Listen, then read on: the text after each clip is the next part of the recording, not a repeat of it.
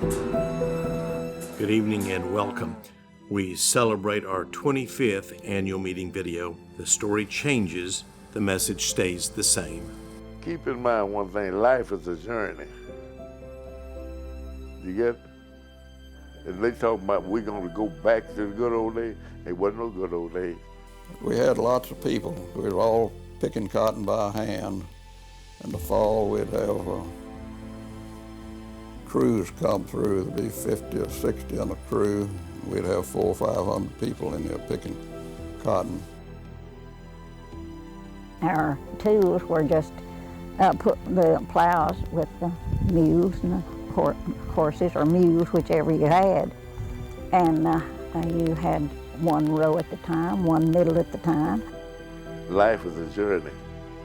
If you turn around and go back, you lose the time. The light is at the end of the tunnel.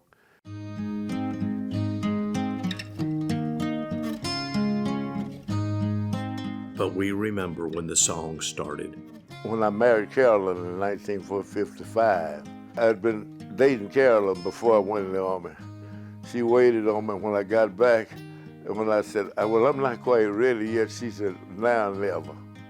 And we started from there with our little herd. Basically been farming all my life. I was born on a farm, and my dad was a farmer, his dad was a farmer. And when I started, I worked a little bit with horses and mules, and I progressed through all the open tractors and everything else. I remember plowing with a 3-row bedder if we got 25, 30 acres a day. Now we do 25, 30 acres an hour sometimes. When I was a kid, I remember driving cattle from out east of Bryan on Highway 21, drive them 4 or 5 miles right up Highway 21.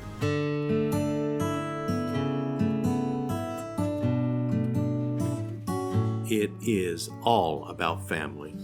I'm fortunate because I've got some grandsons who want to do it. They love it. They were raised up here on the farm and they want to do it. And I know a lot of other families that the children had seen how hard Daddy worked, and they went to town and got him a job. And so I think that's what's really hurt us in the agriculture business. We've been very fortunate, Catherine, my wife, and I, that all 3 of the kids in some form or fashion have come back to help on the farm. I think the family aspect of it, doing it since we were little. My grandfather kind of built this thing into what it is today, and we know how hard he worked to get it there. And I know that it's what I was born for. What's interesting is I think my dad was born for it, and my son is, and my daughter, they're born for it. What else can you come up with that you can say is a family tradition?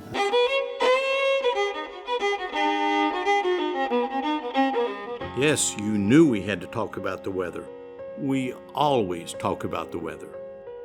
I'm going to step off script for most production farmers. We're programmed to complain, especially about the weather. And this year, I've never lived through a year as agreeable in terms of weather as we've had to date this year. It was good weather, yes. It was an excellent year. We've got lots of grass. We've had a good bit of rain through the summer even. As usual, every year you have different weather patterns. Just due north of us, they've had lots of issues with some weather. On Mother's Day, we had that good old hailstorm, and that set everything back, and then it devastated quite a few acres in this area. And so it's our crop outlook is not very good for this area. How we make a living, taking what the market gives us. Right now, the livestock side is one of the positives, but the row crop side is so depressed in terms of the prices. We're selling stuff for what it was 20 years ago, and we're paying for everything 10 times what we paid. So, corn market's same way. Here a few years ago, we were at $8 a bushel, and currently we're around $4 a bushel. So that's a 50% cut. That's pretty tough. I don't know any business that can stand a cut like that. But wherever there's a a down market here, there's an up market somewhere else. The cattle business today, it's real good. It has been said that on the 8th day, God looked down on his planned paradise and said, I need a caretaker. So God made a farmer. Those of us that are the original environmentalists that are out there on a day-to-day basis, taking care of God's creation and his animals, producing the safest, most wholesome and healthy food supply the world has ever known. Few people in town are environmental activists. We as farmers are active environmentalists. Sometimes use the very term that we should be owning to vilify them, the dang environmentalists. I am one. They're not dang environmentalists, they're uninformed. There's no way we would purposefully do damage to it or harm to it. Yeah, that's why farmers are obviously the first environmentalists, because this is our tool, this is our canvas.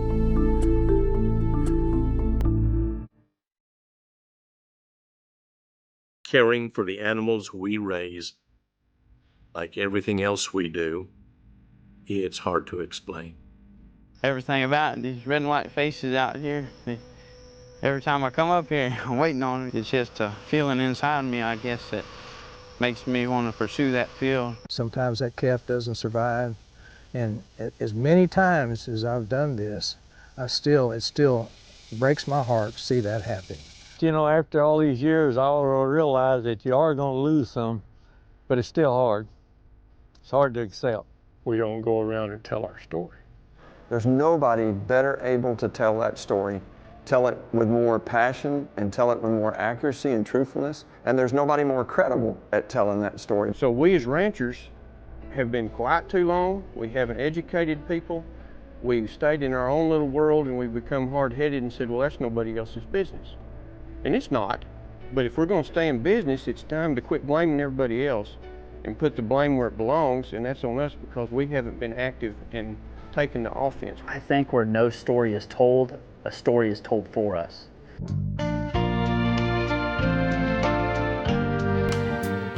From where we started to where we are today, we are raising better cattle. It's a lot better than it was several years ago. We started off with junk cattle. We didn't really know what we were doing. Mostly they were just old lying back cows that didn't have no shape to them, didn't give no milk, and just, in other words, they just lived.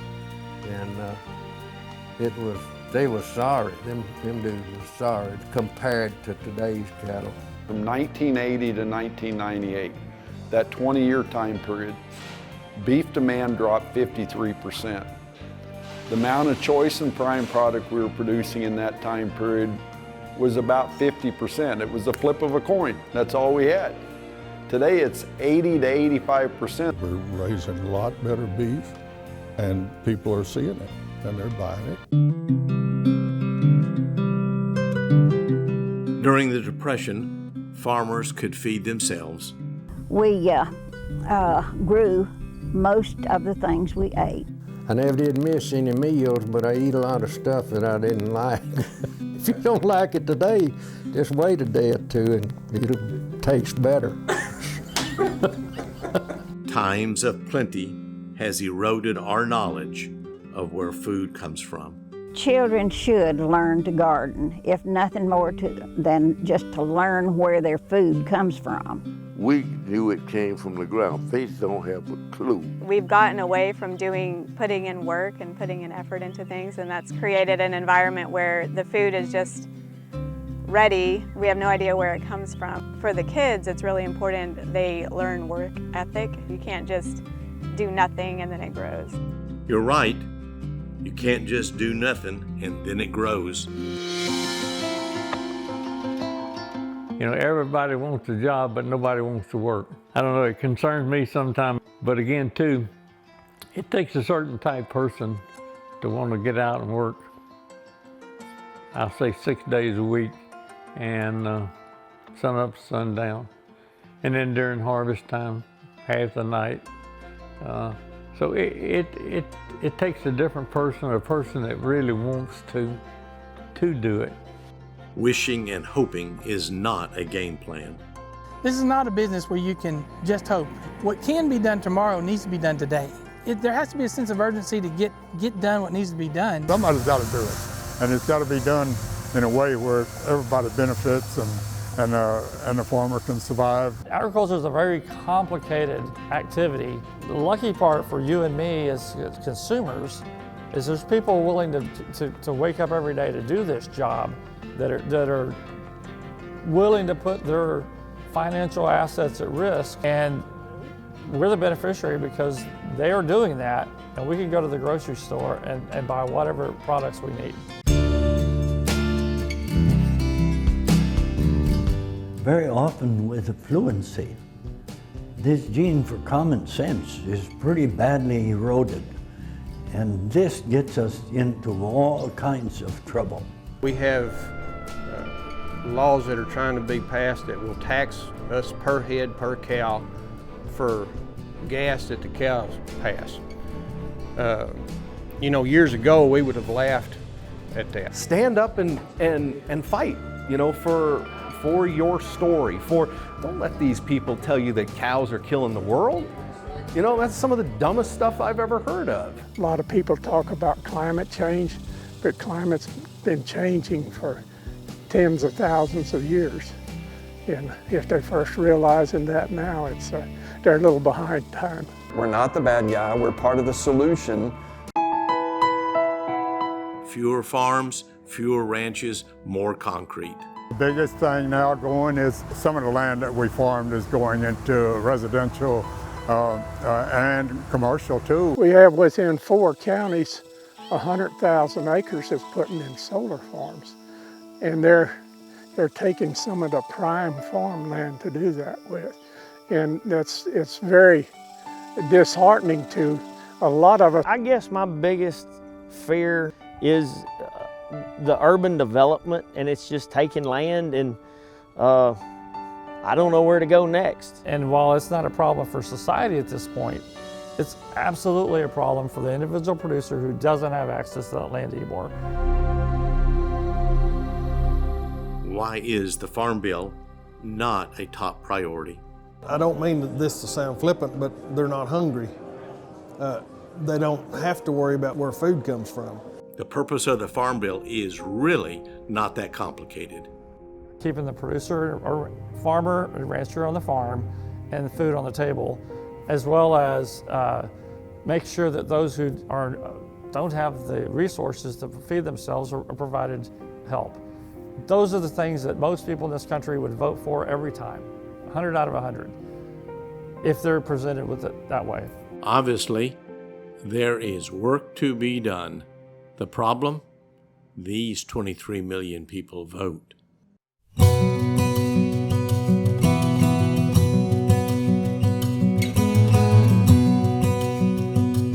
I would imagine it's sometimes hard for someone really who doesn't have an ag background, who never really worked on a farm, to really quite appreciate and understand. It would probably be hard for them to understand that what all it takes.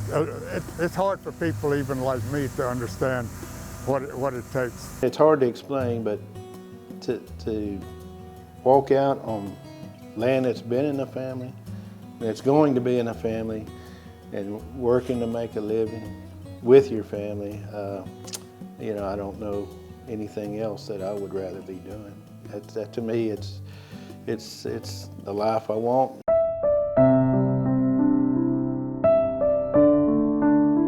It's who we are, it's not what we are. It really is who we are. It's nothing more honorable than to farm the land that, you know, God created for us. Telling the story of food's journey from our farms and ranches to your table. We are so appreciative to everyone that helped us with this never-ending story. But our sincerest thanks goes to all the farmers and ranchers who said welcome. We have truly witnessed the storyline from lifetime to lifetime, from generation to generation.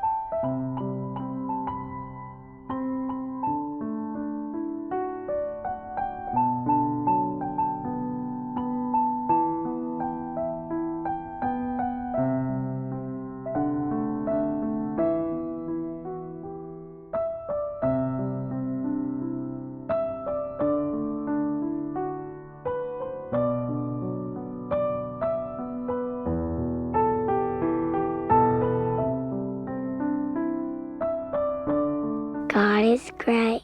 God is good. Let us thank Him for our food. Amen.